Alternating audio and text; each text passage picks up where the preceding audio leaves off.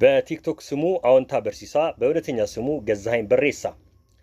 ይህ ሰው የፊንቴክ ኢንቨስትመንት ቅሌትን ከሀ እስከ ፐ ቁልጭ አድርጎ ያሳየ ጀግና ነው። ጥንስሱ ሲጠነሰስ ጀምሮ አሁን አርቲስቶች የገቡበትን ቅሌት ለህዝብ ያጋለጠ ብርቱ ሰው ኢትዮጵያዊ። ከጉዳዩ ጀርባ የተደበቁ ብዙ ወንጀሎች በቲክቶክ ፕላትፎርም ብቅ እያሉ ቢያስፈራሩትም እሱ ግን በጽናት ቀጥሎ ወንጀለኞችን እነሆ ዛሬ እርቃናቸውን አስቀርቷቸዋል። አዎንታ በቲክቶክ መጮህ ከጀመረ ብዙ ወራትን ቢያስቆጥርም ማንም ከጎን ነኝ ያለው አልነበረም። እንዲያውም አንዳንዶች ከዚህ ድርጊቱ ካልተቆጠበ ሊገድሉት እንደሚችሉ ስጋታቸውን ሲያስቀምጡ ነበር። አሁን በይፋ በማህበራዊ ሚዲያ የምናያቸው ተጠርጣሪ አርቲስቶች አንዳንዶቹ በአንድ ወቅት የምናደንቃቸውና የምንወዳቸው ነበሩ። ዛሬ ግን ተጠርጣሪ ተብለው ህግ ፊት ቀርበዋል። ቅሌት ይልሃል ይሄ ነው። ከዚህ ጉዳይ ጋር በተያያዘ ከአርቲስቶችና ከታዋቂ ሰዎች ጋር የመንግስት ባለስልጣናትም ታይተዋል። ነገር ግን በተጠርጣሪ ዝርዝር ውስጥ አልተካተቱም። ከመጀመሪያ ጀምሮ ነገሩን አዎንታ ማጋለጥ ሲጀምር መንሱር ለአዎንታ ደውሎ አንተ ቁርስ በልተ ምሳ ማትደግም ብሎት ነበረ።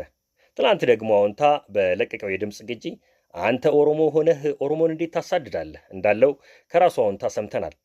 ንግግሩን ከኦሮምኛ ወደ አማርኛ ተርጉሞ ራሱ አዎንታ አቅርቦታል። ወንጀለኞች የመጨረሻ መደበቂያቸው ካርዳቸው ብሔር ነው። አዎንታ ግን ለዚህ አልተመቸም።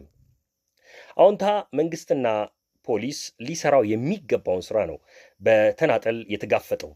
እስከ መደብደብም ደርሶ ነበር። ቢሆንም ግን የልፋቱ ውጤት ዛሬ ፍሬ አፍርቶ አንቱ የተባሉ አርቲስቶችና ታዋቂ ግለሰቦች በአደባባይ የቅሌት ካባ ለመከናነብ በቅተዋል።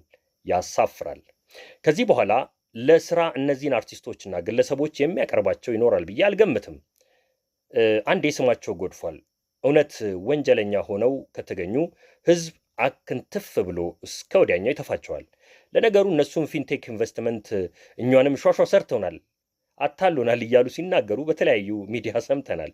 አሁን ደግሞ ተራው ወደ ውጪ አገር እንልካለን፣ ፕሮሰስ እናስጨርሳለን፣ ቅድመ ክፍያ ይሄን ያህል ገንዘብ ክፈሉ ወዘተ የሚሉ መሰል አጭበርባሪዎች ቢሮአቸውን ዘግተው የሚሰወሩበት ጊዜ ነው።